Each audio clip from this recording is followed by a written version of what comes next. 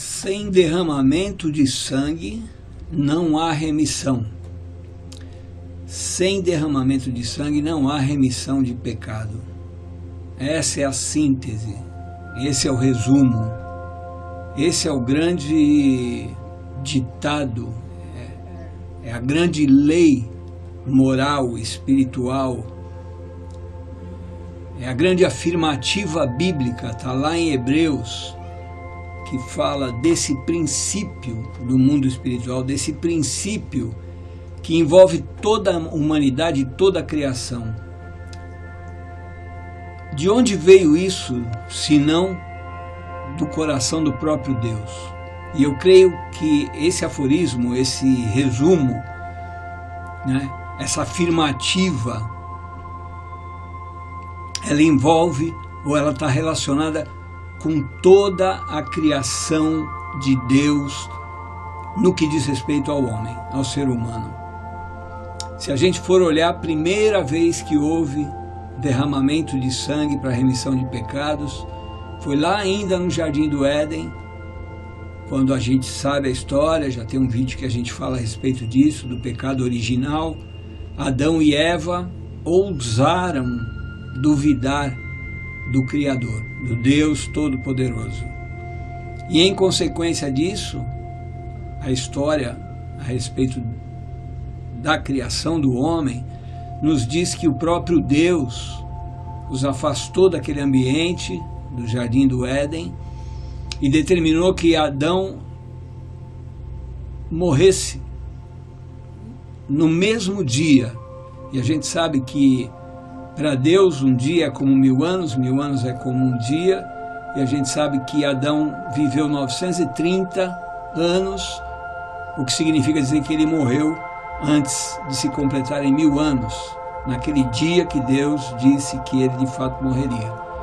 Só que foi uma morte física do corpo, porque essa morte, a respeito da qual essa remissão do pecado que gera o que seria a segunda morte, não essa morte física, mas a morte eterna, foi resolvida através do derramamento de sangue. A Bíblia diz que o próprio Deus tirou a vida de um animal, o sangue ali já foi derramado, ou seja, esse princípio espiritual já existia, já havia sido determinado por Deus, ainda não havia sido revelado, mas já existia, e Deus cumpre esse propósito através do qual ele criou toda a humanidade, e aí ele derrama o sangue daquele animal inocente, de uma maneira substitutiva, de uma maneira, foi um sacrifício vicário daquele animal, não voluntário. Deus tirou a própria vida, e a Bíblia diz que ele fez roupas com pele de animais.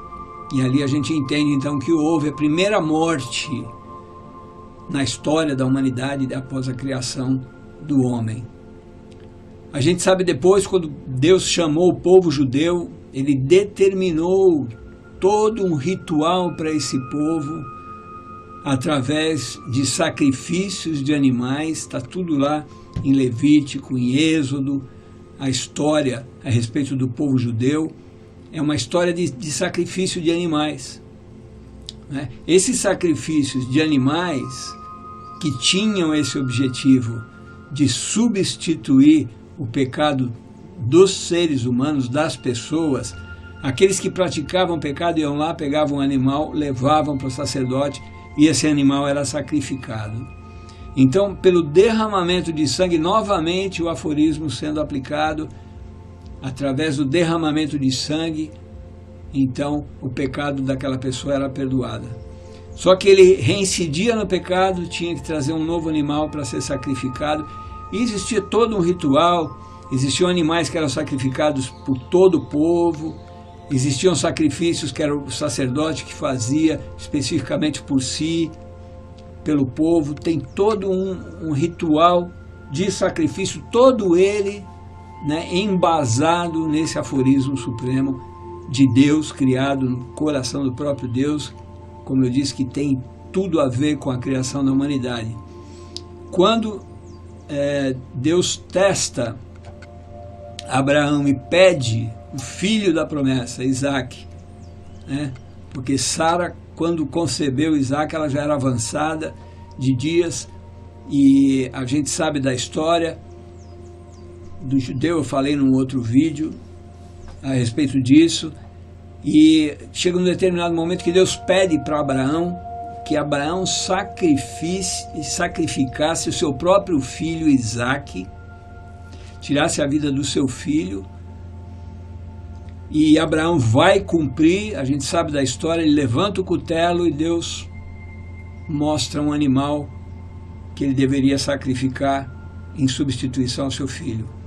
A gente sabe que isso tem uma referência ao próprio Deus como Pai, Jesus como Filho, e a gente vê depois que só vai cessar o sacrifício de animais do povo judeu quando o próprio Messias, que é o próprio Deus encarnado, que é o próprio Senhor Jesus Cristo, vem à terra e ele derrama o seu próprio sangue voluntariamente em propiciação, em substituição pelo nosso próprio sangue, ou em remissão, expiação do pecado de toda a humanidade. Então esse aforismo supremo, ele se cumpre na sua plenitude no sacrifício de Jesus na cruz, derramando o seu próprio sangue. É o sangue do próprio Deus derramado pela humanidade em amor, demonstrando o seu amor, cumprindo o seu propósito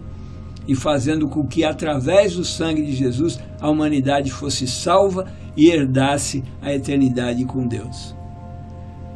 Eu trouxe esse tema porque eu acho ele super curioso, né? É como a gente fazendo uma comparação com o mundo físico. O mundo físico tem as suas leis, eu vou citar uma delas, que é bastante conhecida e é um paralelo que eu gosto de fazer, a lei da gravidade. Todo mundo conhece, inclusive seus efeitos. Quem é que nunca caiu, né? Nunca tomou um tombo, nunca derrubou nada? Está aí a lei da gravidade. Foi algo pré-estabelecido por Deus na criação para esse mundo físico.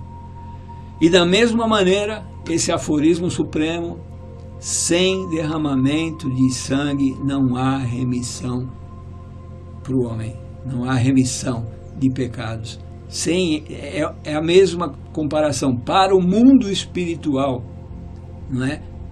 Essa verdade suprema de Deus, ela foi pré-estabelecida por Deus para nós durante a nossa história aqui na criação, porque, como a Bíblia diz, antes da fundação do mundo, né, Jesus já existia, e o propósito de Deus para a salvação, né, quando a Trindade se reúne e diz: façamos o homem à nossa imagem e semelhança, Jesus já estava presente, e no projeto de Deus, no propósito de Deus, já havia o sacrifício dele mesmo vindo à terra, pisando aqui como homem e derramando seu sangue por nós.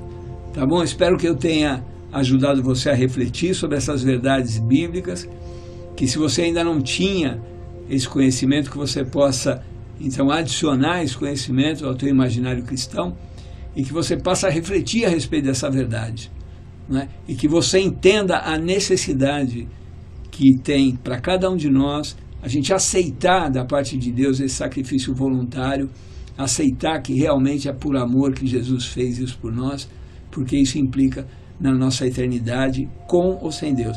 Se nós rejeitarmos o sangue derramado por Jesus, então provavelmente o nosso próprio sangue é que deveria ser derramado.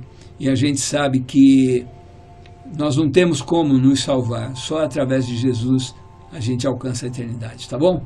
Que Deus abençoe, e vejo você, ou espero que você me veja num próximo vídeo.